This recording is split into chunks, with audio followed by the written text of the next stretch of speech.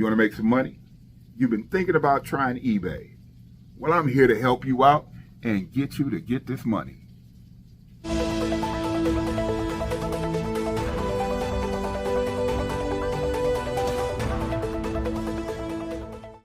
What's going on, y'all? Y'all know what time it is. Time for news for dudes and information women can use.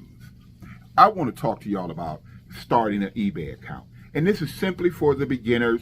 This is not for pro eBay accounters. If you've been eBaying, you might know more than I know. I'm just here for the people who've been thinking about posting on eBay and making some extra money. I'm just going to tell you what you need to do to get started. I'll explain a little bit more in depth on another video, but today we get you started. The first thing you have to do, if you don't already have an eBay account, is to start an eBay account. If you already have an eBay account where you've ordered order off of eBay over a number of years, you want to use that account. And here's the reason why you want to use your old account versus start a new one. You've been buying off of eBay, and the sellers that you've bought from has rated your buys, which has given you a rating, which your buyer does not know that rating was from what you bought. So that's already a step ahead. If you don't have it, you just don't have it. I'm just going to show you how to get it. We're going to get this money, right? Listen, wait, hold up. Before you get started, let's talk about the best way to get started without spending a lot of money. I can even tell you how to get started without spending money. You ready? Let's go. Listen, the first way to get started on eBay, the cheapest way, is to sell what you already have. Things that you no longer use, clothes you've grown out of, shoes you no longer like, things that you no longer use. Somebody somewhere is looking for it. You can even find something around the house that no longer works, but somebody may need it for parts. I can explain that later in another video. Right now, I'm going to tell you, go grab some shoes out your closet.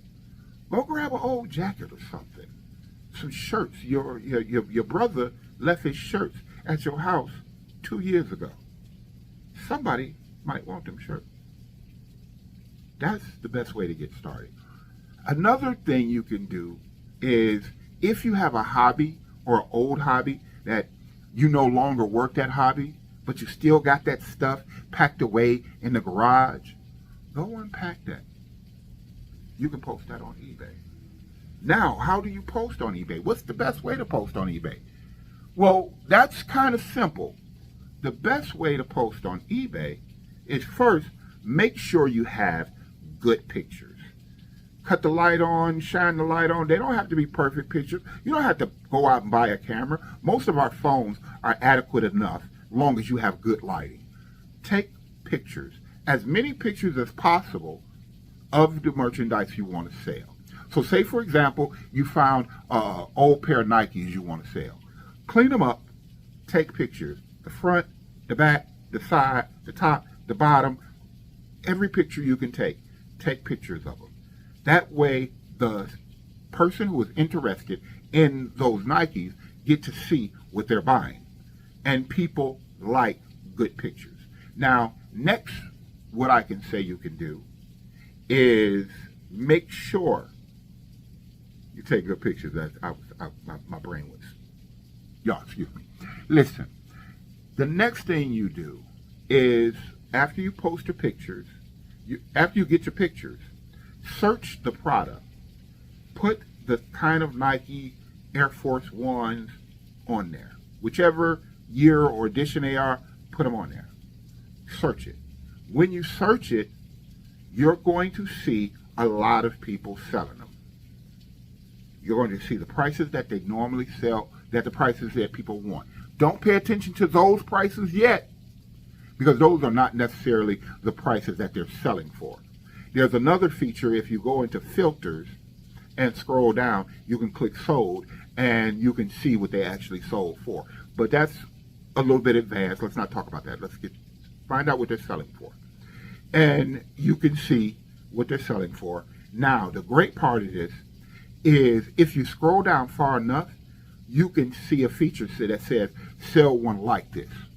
What that does is it hijacks all of the information the other seller has already provided. So you don't have to put that in. The type of fabric, the year they were made, the size. You can always change the size depending on your shoe. And everything, it'll already be in it. So you can go with that and then add your pictures. Now, once you add your pictures, then you go to the next step, which the next step is simply saying that what condition the item it is, whether they're new, and when they say new, they mean brand new, never worn. Used, I think they have a feature with used with tag, new with tag, or used, open box. Pick one of those features. Then once you pick those features, you can go and scroll down and you can put in your description. In your description, you want to be as informative about the condition as possible. If they have a scratch on them, if they have a spot on them, if you've only worn them once or twice, you want to make sure you put all of that in, because once the buyer gets them, they can send them back to you because they didn't know it had a scratch on them.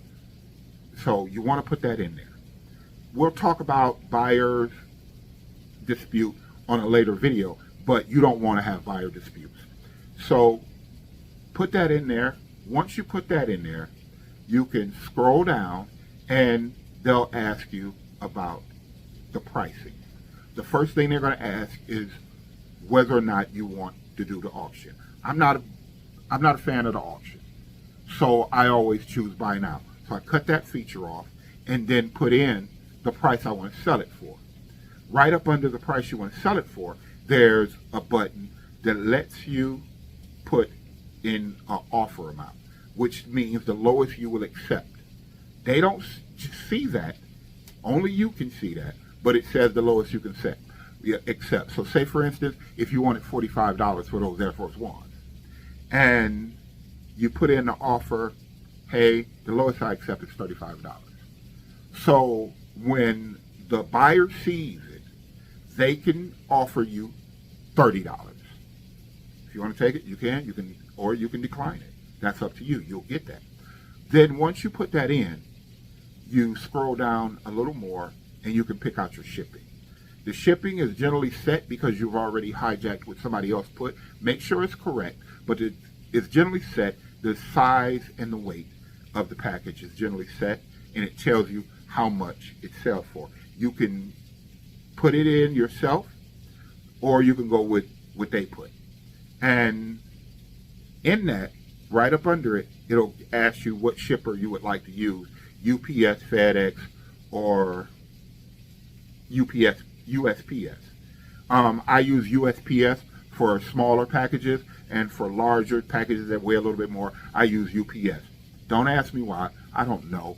I just generally like to use UPS for my larger packages.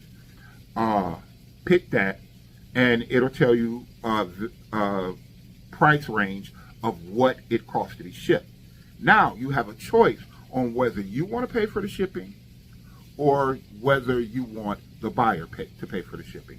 I generally put the buyer pay for shipping. I only do free shipping on brand new merchandise where the competition is offering free shipping, or it's very little and the shipping is not going to cost me a lot no matter where it goes.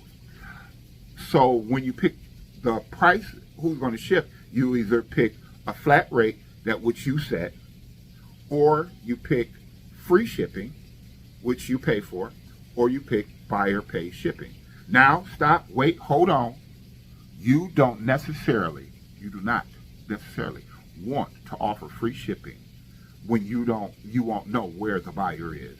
So if you're on the East Coast and you're shipping to the West Coast, the pricing is a lot different, and it can vary a lot. So I actually was shipping something, and the shipping was almost the cost of the product that I was selling. I didn't like that. I really didn't make no money. I shipped it anyway, but I really didn't make no money. So I learned my lesson to make sure buyer pays for shipping. And you're almost all set. Now, let me scroll down. Wait, hold up. Trying to make sure I remember everything. No, I think I got you started. Scroll down and hit the button, list product. Once you list that product, it's going to take you to a screen that asks you, do you want to promote it? No, not yet. Wait a minute. Put that up there and you're set. Now you're started. You've posted on eBay. It's not going to make you money overnight. May not make you money next week. So how are you going to make money faster? The fastest way you make money on eBay is posting more stuff. You want to keep posting stuff because the more you sell, the more it lets eBay know you're serious, and the more they'll start showing your stuff to people who are searching for it. Post more stuff. I have a number in mind that I tell people. You may not have this stuff around the house, but I have a number in mind that I feel you get more sales. And I feel it's 100 items or more. You're not ready for that. You will make sales with 30 items. When I first started, I only had 30 items on there.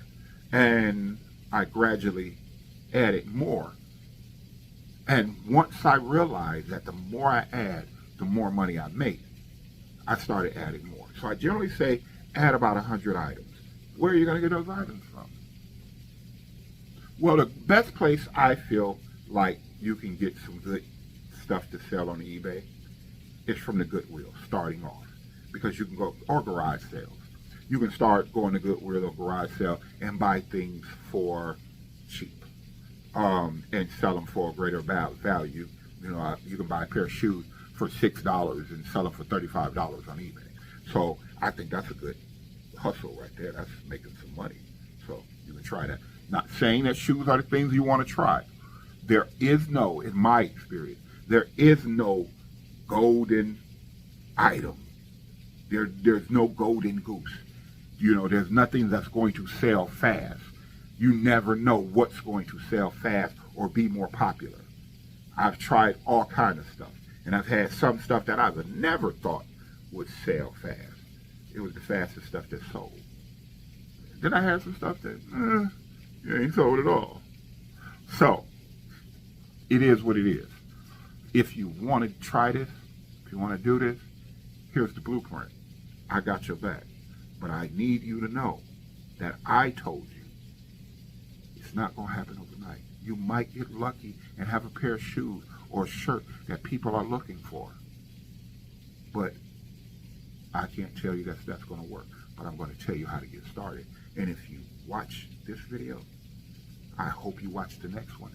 Because I'm going to go in detail on some ways to get merchandise and how they sell.